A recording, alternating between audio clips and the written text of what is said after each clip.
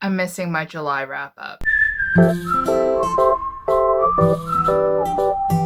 Hi guys, welcome back to the channel. Now for today's video, I'm not going to be doing a book haul. I know on my channel I've been posting a lot of book hauls recently and I haven't been doing many recommendation videos or different varieties of videos.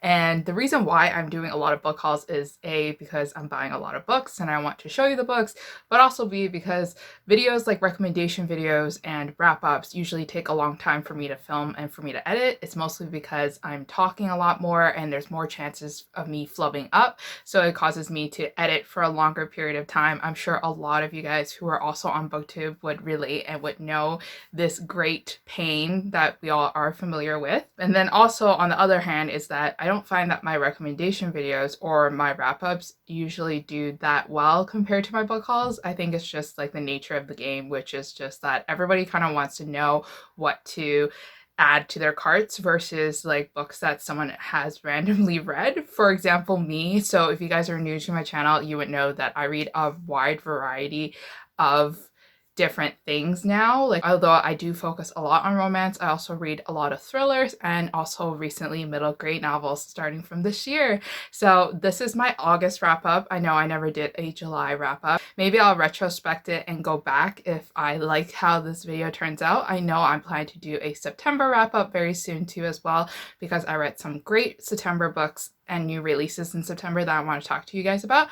So let's get started with August wrap up for now. So for the month of August, I read 30 books, which is not too bad. August was a month with 31 days, so I read 30 books. So I was just short of one book, which I'm totally fine with. But I know a lot about things about how people like to emphasize a lot about on the numbers and how much books you read, but always just try to keep at your own pace and to see how you're feeling about reading.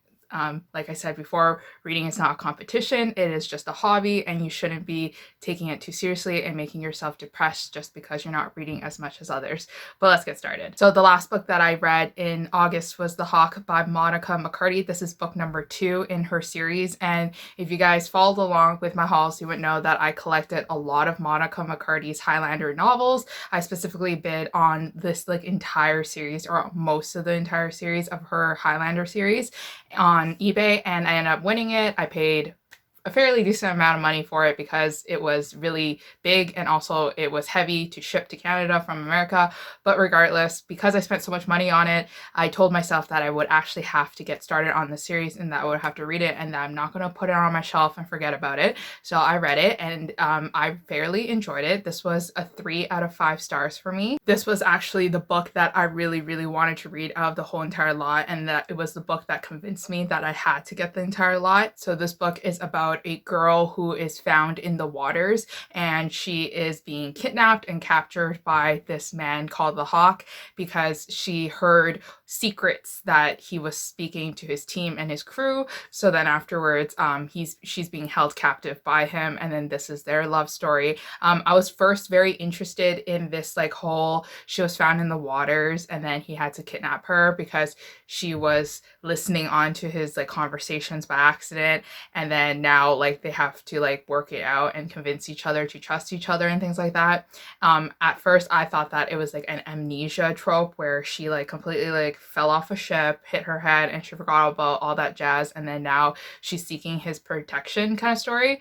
But I was sadly mistaken, and it was actually not that kind of plot line. She was very fierce, she was very loyal to her nature and her family because she comes from a great upbringing, and he was very loyal to his clan, and he was also very loyal to his members because he's actually a part of like an elite group of spies that has like a specific mission that they need to carry out, and he has like no time for any distractions. It was a fairly good book. It was 400 pages and I enjoyed it, but it definitely wasn't like my favorite Monica McCarty book because I did read one of her books and it was so good that like I was convinced that all her books would be my favorites. This one was just an average 3 out of 5 stars for me. So the second book that I read was A Taste of Sage by Yafa Santos, and now this book is about a chef who owned a food restaurant, like a restaurant that does catering, and then she was a great chef. She did all that she could do, but then her staff was just like very not trained well and they didn't know how to cook. It kind of led to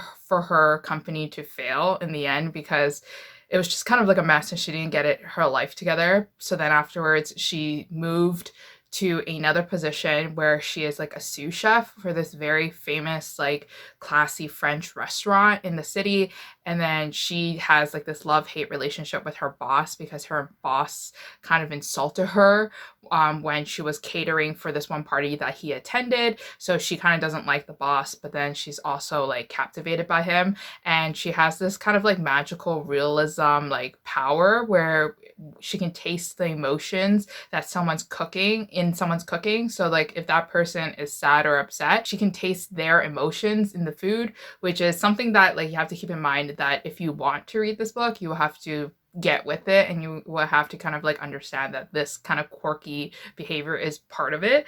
I gave this book ultimately a 2 out of 5 stars. It started off really good. It started off like a romantic comedy. I really liked the love-hate aspect, but then somewhere along the way I felt like the characters were just too childish. There was a lot of miscommunication and things could have been resolved if people just sat down and talked to with each other, and that's kind of like my major pet peeve in books. So that's why I couldn't recommend it like to you guys as like a great book to pick up, but I really like the representation in this book and I like how the author was own voices, and it was just great in that aspect. So the next book that I read was Can't Escape Love by Alyssa Cole. So this is actually a novella in her Reluctant Royal series, and I actually didn't read any Reluctant Royal series books in August. So this was just like a random novella that I picked up from the library because I just wanted to read something short. I wanted to give Alyssa Cole a try because she is an author that a lot of people do enjoy and really like, and I'm one of them now because after reading this novella in September, I actually jumped on and read her first 2 books in the Reluctant Royal series, and I'll talk more about those 2 books in the September wrap up. But for this book, I absolutely loved it. I really like how Alyssa Cole's characters are featuring strong, independent, smart women who are career driven or they're just intelligent on their own that lots of people kind of look up to. And it's something that needs to be represented in romance a lot. I feel like girls who are in the science industry or in the tech industry or in these industries, it just gets better and more wholesome and well-rounded in romance, I feel like, if you guys know what I'm saying. So this one is about a girl who is actually in a wheelchair, and then she needs someone to talk to her so that she can calm down. So then she ends up like talking to this, I think like he's a voice actor if I remember correctly, and then they end up like falling in love and realizing that they actually live like really close to each other in New York City and that they can hook up and do a lot of things. And I really enjoyed the story. It was really cute. I gave this one a 4 out of 5 stars. So the next book that I read was Party of Two by Jasmine Guillory, and this is like my second Jasmine Guillory novel. I think I read the book after The Wedding Date and I forgot the second book, but I think the second book is called The Proposal. But Party of Two is basically about this really great career-driven lawyer who recently left her firm because she wanted to make her own firm and she wanted to pave her own way as a woman of color. She wanted to be having her make her own choices in the terms of like the cases that she takes on, in terms of like the representation, in terms of like everything. So she wanted to build a good firm for women of color, and it was very great and inspiring to hear about in a romance story because that's definitely something that Jasmine might have went through, because Jasmine is actually a lawyer. So that's great because we're literally learning from the author and her experiences in law. And then the male love interest is actually like a candidate for the government. I think he's running to become like a Senate, or he is a Senate. I forget if but he's just a politician. So this is a politician romance. So if you guys are not wanting to read any political romances right now simply because there is a major election happening in America, then maybe steer clear from this. I found this book to be very easy to read and like very easy to dive into because they established a relationship fairly early on. Like she's kind of like reluctant because he's a politician and she would have to put her face out there, and then she was like unsure about it, but then she couldn't like fight her emotions for him and she didn't want to let something go. So then they continue to have this relationship. And the only problem with this book that I had was that there was a lot of like miscommunication, or there was just like something that happened that came out of left field. Like it was just like he was perfect, but then why did he make this like simple stupid mistake, and then that was the ultimate conflict that led the couple to not actually make it in the end, and then have the final solution for them to have their happily ever after. I was just kind of thrown off by it. So I ended up giving this one a 3 out of 5 stars. I wish I could give it higher, but I think like that's like my problem with Jasmine Guillory books. It's just that like the conflicts aren't strong enough. So the next book that I read was actually Mallory by Josh Mallerman, and then this is the second book in the Bird Box series. And if you guys watched my horror novel romance video where Romance Reader tries a horror novel, then you would know that I absolutely love this book. This one was my favorite book out of all the horror novels that I have read for that video. And Mallory is just kind of like 15 years after Bird Box, where they are in their sanctuary, but then she receives news that her parents are actually still alive and are in a different sanctuary, and now she needs to train her grown teenager children to basically travel across the country to go find her parents. And then this is about like teenage rebellion, about like what happens when your teenagers are not listening to you anymore, or you're thinking of like radical thoughts that are against your own personal beliefs, and then like how that impacts the team. So it was very great to see like this team kind of break down but also like stay close together, and I would highly recommend this one if you like horror and thriller novels. So the next book that I read for the horror video was A Good Marriage by Stephen King. And I gave this one a 2 out of 5 stars. I didn't really like it. It was about a wife who finds a mysterious secret from her husband. I don't want to give it a spoiler, but she is looking for something in the basement and she discovers something and she just doesn't know how to react to it. And then she slowly unravels all the secrets that he's been hiding from her. And then this is about her accepting it, but also like her trying to figure out how to contain the husband or detain him so that he doesn't commit any more crimes. I gave this one 2 out of 5 stars, mostly because it was weird. It was written weird. It was a novella. It wasn't built up as much as I wanted it to be. It didn't end the way that I wanted, and I was kind of confused. So the next book that I read for the thriller video, or the horror video, was The Memory Police by Yoko Ogawa, and this is a Japanese book that was translated into English. This is about in a dystopian world where there are these people that are called the memory police, and basically they control what you remember in your life, and it's all controlled by the government. It's through your DNA, and they can delete certain memories from your life, like things that the government doesn't want you to remember. So for example, like cultural items, like events happening, they want you to delete it so that they can kind of like, it's their way of controlling the citizen and the population. This book is kind of like an ode to 1984 by George Orwell. So if you guys have read that book, then you guys would kind of understand the environment about how you don't have like a freedom of speech and you don't have like a freedom of everything, and Big Brother is always watching you. So this book was interesting in a way, and I talked about it in that video where this wasn't really a horror novel and it wasn't that much of a thriller novel, because although it was thrilling at times, it wasn't fast-paced as you would think it was. It was just kind of sad to see how the government was changing how people's thought systems were. So it was interesting, but I gave this one a 3 out of 5 stars. So the next book that I read for that video was The Mist by Stephen King. So I tried to read a lot of Stephen King novels for that video. Stephen King, The Mist is about this one time where this giant thick layer of mist is actually overtaking the city, the small town, and the mist is acting strange. It's not the same mist as we're normally accustomed to. This mist is thick, you can't see it, and it kind of seems like that there is like this borderline thing happening where if you enter into it, you can't come out of it, and it's just disturbing, and people are really afraid of it. There's this ominous feeling throughout the book where a lot of the townspeople have rumors and they're talking about like seeing creatures. They're talking about how like people come back out acting differently and how the mist is actually controlling a lot of things. So it was very fun to read, especially at night, like at midnight when there was a thunderstorm outside. It was really great. But then at the end, when the horror elements came out, that was when I kind of lost interest and I didn't believe it, obviously, but I actually didn't really care for it, so I gave this one a 2 out of 5 stars. So the next book that I read was A Beginner's Guide to Rakes by Suzanne Enoch, and now this is a historical romance, and I actually bought this book through eBay, and I decided to borrow it from my library to listen to it via audiobook because I wanted to try Suzanne Enoch's novels. And then I was kind of disappointed in this one. I thought it was very dry and I thought it was very boring. I didn't know and I didn't care where it was going. But basically, I believe it's about a girl who owns a gambling establishment, and she's like a businesswoman. Like, it's very rare for back in the day for a woman to own a business and let that alone be like a casino, like a gambling place.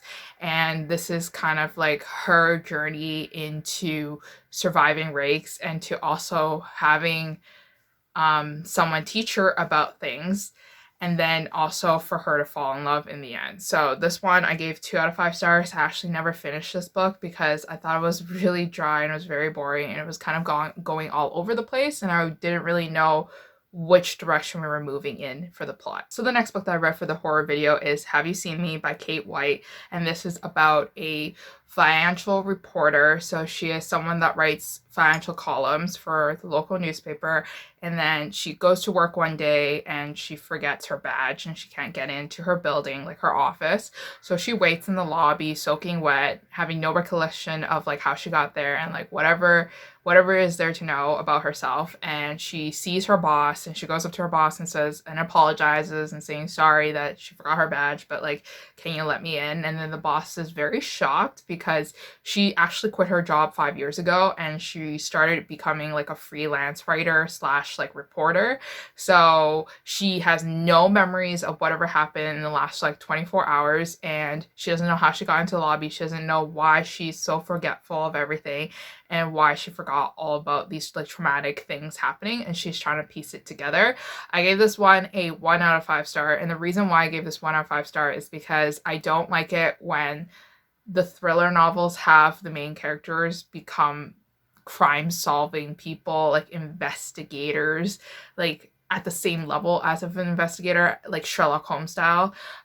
Like, as a normal person, like if there was a crime being committed, you only know to a certain extent of like what is happening and how to solve the crime. You wouldn't know exactly like piecing everything bit to bit without any help. Although halfway through she did get some help from like an inspector, but it just wasn't realistic to me in that way. It just seemed a little bit too far-fetched, and that's why I gave it a 1 out of 5 stars. So the next book that I read is actually not a book, it's actually a children's novel, and the reason why I wanted to read it is because the author is a basketball player and I was just like so interested in reading his book. But it's called I Promise by LeBron James, and now this book follows kind of like a message where it's teaching children to always be nice and always be kind to each other, no matter what their races are and how they look like and where they're from. And then also making a promise to like the readers, or the readers making a promise to the book, that they will continue going to school and that they will stay in the education system and that they will behave properly and that they would make a career for themselves. And I thought that this book was perfect for like very young readers, and it has a great message. It wasn't like the most powerful book that I've read that was like storybook wise, so I couldn't give it like a full 5 out of 5 stars, but I still really appreciated it, so I gave it a 4 out of 5. So the next book that I read was Red at the Bone by Jacqueline Woodson, and now this book is kind of like a short story, but not really. This one kind of tells the time differences from past and present between two major characters, and then you're learning about their lives in the two settings, and then it's sometimes was very grueling to hear about. So this story is kind of told from like a daughter-mother perspective. So the mother was like 16 years ago in the past, and you learn about her story back then, and then you learn about the daughter's story. So the daughter is having a coming of age like ceremony, and she's wearing the white dress that her mother was never able to wear, and you're learning about the story about that. This one talked a lot about like teenage pregnancy and what to do in those situations and how people coped with it. And overall it was like a very powerful book in a lot of ways. It talked a lot about racism as well, and it talked a lot about social issues that are currently happening in this world. I gave this one a 3 out of 5 stars because although the book was fairly short, it was just kind of dragging a lot of the times, and I was kind of lost in a lot of the areas of the story, but it was still good for what it represented. So the next story that I read was The Tourist Attraction by Sarah McGunther, and now this book was a book that was sent to me from Sourcebooks Casa. So this book is about a girl who saved up all her money to travel to this small town up north, and she meets a bartender who is like the town's flirt, and that hooks up with like a lot of girls, but he never wants to hook up with a tourist because he knows that they're just going to leave him. So then he doesn't, but then he's like really attracted to her because she's special and she's different, because she asks for water at the bar. So you can already kind of tell that I didn't really like this book. I gave this book a 3 out of 5 stars because it was cute at some moments, but at the same time, it was way too long. It dragged a lot, and it just included a lot of scenes and characterizations that I really don't like in my romances. For example, she is kind of like the special snowflake that is different and not like other girls, but she doesn't say it, but then also she judges it. In the beginning of the book, her best friend who lives in that town showed her around and also drugged her so that she would have a great time at the bar. And I'm just like, wait, what? Although it's not like purposely drugged her, but it was also like done purposely. If you read it, you kind of like feel like that's a gray area and that's a gray zone. So I did not appreciate that. I did not like how the town flirt was our main male hero, who was supposed to be very gruff from the judging from the synopsis of the book, where he hates her, but he doesn't, and he thinks that she's different and she's quirky. So he continues to flirt with every other girl and her at the same time, and it's supposed to make us think that they have a special connection, which I don't think that they do. I don't care for it. At the end, I did not finish it because I just could not give a single at all about it. So basically, the best friend has her own side main plot line. Like, she has her own plot. I don't know what she's doing. We never figured it out because I never finished the book, but she has her own plot and she's just stupid. So I just don't care about it. It's a very low 3 out of 5 stars, as you can tell. So the next book that I read was How Not to Die Alone by Richard Roper. And now this was one of my most anticipated reads from last year, so I finally got to read it. So this book is about a man who lied and got his job, and then he lied about having a family, like a perfect wife, a perfect son, and a perfect daughter, and then it was kind of his last move before he was gonna get kicked out and rejected from the company that he was interviewing at. And then the company's like CEO was like so impressed that he's a well-rounded family man that they hired him. And then like all he did for the past like 5 years was talk about how his family was, and he was so obsessive about it because he was so nervous that somebody's gonna figure out that he actually doesn't have a family and he's lying all about it. So he has an Excel sheet with all the details of like the son and daughter and like the wife. And then this is the story of kind of like someone who's taking their lies too far, and that someone is going to figure it out as soon as one lie kind of unravels the other, It was so interesting to see how all these lies just kind of unraveled and how he was going to get himself out of the sticky situation. Don't think of this as like a thriller novel or like something that is weird, because this one's clearly like just a quirky adult fiction novel, and I really, really enjoyed it. I thought the character was very relatable in certain ways because he was very vulnerable and he was very unsure of himself, and then his love for his colleague was something that was seen before, and it's difficult to anticipate, and it's also difficult to appreciate because he does have an affair with a woman who's already married. So there's like that weird aspect. So really enjoyed it, gave it 4 out of 5 stars. So the next book that I read was Tiny Imperfections by Ali Frank and Aisha Umans. And now this book is about a woman of color, or a Black woman, who works at a very prestigious private school administration's office. So she's in charge of going through the applications, talking to the parents, making sure that they're being paid. And then she's like recruitment. She's recruiting these potential students coming into this very prestigious school that will help them enter into an Ivy League college or university in America. And this is about like learning about tiger moms and about how what parents would do to persuade the school administration in order for her to let their kids come in. And this is also about a single woman who is a single mother about to enter into college, who wants to try out and go do ballet. And it's about her letting go of her prejudice against the career in arts and letting her go to a school for arts instead of like forcing her to do business and forcing her to do all the things that she never got to do, because our main character was actually planning to go to college, but then when she was young she was very beautiful and she had like a perfect body, so much that someone scouted her and made her a famous fashion model. And then she thought she had it all in the bag and she thought she had her career set, but what happened was that she got pregnant and then her baby daddy didn't help her out with the pregnancy. And then after she gave birth, it was really hard for her to bounce back into the modeling career. She ultimately dropped out and she ultimately just took up a random job at this prestigious high school so that she can at least pay for her means and also pay for her daughter. So ever since then, she had this whole goal of planning out her daughter's future and making sure that she's going to get into an elite school so that she can prove herself and to all her peers that a Black woman can succeed in like a professional career. And I really enjoyed this book. It also had a romance feature in it, but this one's definitely a women's fiction novel and I thought it was really good. I had to take off 2 stars.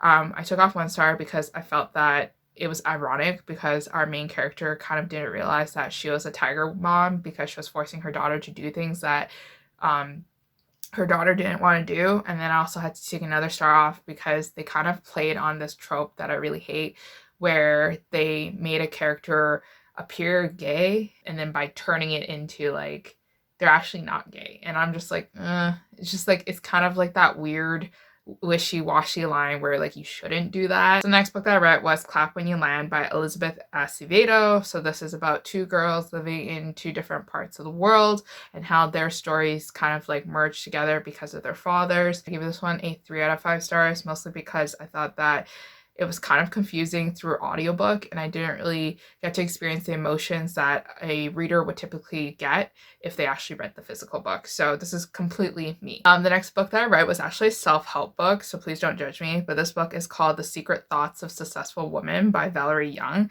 and this is for people who have suffered imposter syndrome. So if you guys are like me, where you guys think that you faked your way throughout your whole life and that you kind of like just faked it and you're just waiting for someone to figure out that you are a complete liar and you're a sham, then try out this book. This one I gave 3 out of 5 stars. I actually never finished it because the author took way too long to like explain what I'm doing wrong and took way too long to finally tell me what I should be doing. So yeah. The next book that I read was When the Scoundrel Sins by Anna Harrington, and this is a book that I've already read once before, but this is my reread because I read the first book in the series for the first time. So what happened was that I read the second book first, never read the first book. This year I finally read the first book and then I went, let's read the second book again so I could remember it. Still 5 out of 5 stars, still a high recommendation. Anna Harrington is an author that nobody talks about because she never wrote a book for Avon Romance, and Avon Romance, historical romance, is definitely one of the major players in historical romance. It's like the same with Berkeley romances, major players, right? So Anna Harrington only wrote for Forever Romance and she's starting to write for Source Books, which are not really our major player publishers yet, but definitely go check out Anna Harrington if you guys have a chance because she is an amazing author that makes me feel so many emotions, that make me cry all the time, that have complicated characters and that like it's just so angsty. There's a lot of groveling and it's just like tears everywhere. So this book that I read was When the Scoundrel Sins, and this book is basically about this girl who really needs a husband very quickly. So she tries to convince this man, like this kind of like family friend, to marry her so that she can be in control of her land and in control of her money. And then the man doesn't want to marry her because he doesn't want to be tied down. He doesn't want it to be a sham. It was so good because he actually had his reasons of why he didn't want to marry her. Like he didn't want to marry her because he knew he needed to make a man of himself, and he wanted to prove to his family that he's not like a playboy. And yeah, it was really great, and I highly recommend this book. So the next book that I read was book number 1 in the Capturing the Karls series from Anna Harrington. So it's book 1 in the book series that I just talked about. So this one is about a girl who is obsessed with like this one brother of all the brothers, and she wants to marry him. So she decides to play it cool and play it bold by sneaking into his bedchambers at night. But then she's shocked when she realizes that it's not the right brother, and it's actually like the oldest brother. And then afterwards they kind of have like their thing without knowing. But then finally when they like figure out that who like what their identities were, they freak out and they're like, okay, never again, this is never happening. So then this is kind of like the story of like the older brother realizing that the childhood friend is someone that he could fall in love with and marry and live with happily for the rest of his life. But the problem is that she's not from a noble status and he is. So he needs someone who is calm, well-mannered, so that they can take over the land and become a proper duchess. So it was really good. Gave it 5 out of 5 stars. Started crying a lot. So the next book that I read was Hero in the Highlands by Suzanne Enoch. So this is my second book that I read from Suzanne Enoch, and once again I did not like it. I gave it 2 out of 5 stars. I thought it was kind of boring and it was confusing in a lot of parts. It didn't capture me, so that's a major problem. But this one is about an Englishman who realizes that he inherited this large piece of land, and then on that large piece of land is actually a Scottish woman who's kind of like taking care of it, and she's like the owner. So this is their story about like enemies to lovers and how they fall in love. I don't think I finished this book. I think I gave it 2 out of 5 stars because I thought it was just so boring. Like I felt like that there was no chemistry between these two characters, so I would have to pass this one up. So the next book that I read was actually another historical romance book, and this book is called And the Miss Ran Away with the Rake by Elizabeth Boyle. So this is my first Elizabeth Boyle book. I gave this one a 3 out of 5 stars. I fairly quite enjoyed it because the plot was interesting. It was about these two characters who are secretly writing letters to each other but not knowing their identities. And then in real life, they actually hate each other, and it's enemies to lovers romance. She is like Miss Sunshine. She is quirky. She's different. She's not like a nice proper lady. Like she causes a lot of crazy things to happen. So our main male character, who is kind of Mr. Grumpy, does not appreciate it and does not like how she's causing such a big mess. So this is kind of their love story, but I ultimately didn't like it because miscommunication was a factor of reason why they couldn't be together, and that's just like something that I don't like.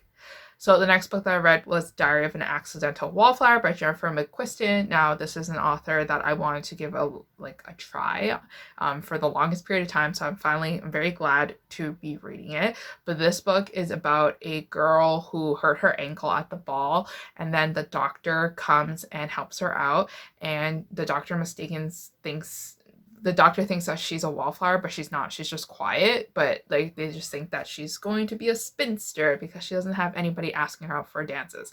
But this is their love story. The problem is that the doctor is from not a noble background, and he actually kind of like grew up like rags to riches and like went to schooling, did everything to become a professional, and he's only accepted into society because of this very one prominent old woman who is very wealthy. This is kind of like their love story about like how she's trying to convince him that, you know, they could be together, but then him going like, no, I'll just bring shame to your title and things like that. So it was kind of angsty. I gave this one a 3 out of 5 stars, mostly because the ending was a little bit rushed in terms of like wrapping up the emotions and the angst towards his insecurities and things like that. But otherwise, it was still a good book, and I would definitely give Jennifer McQuiston another try. The next book that I read was Lady Sophia's Lover by Lisa Kleypas. I forgot to mention that in August, we had a historical romance readathon weekend edition, so that's why I probably read a lot of these historical romances. So this one I gave an honest rating of 2.5 stars out of 5. My friend Lacey, who is a co-host, gave it, I think, a 4 out of 5 stars, and then I think Jessica gave it a 4 out of 5 stars or maybe 3 out of 5 stars.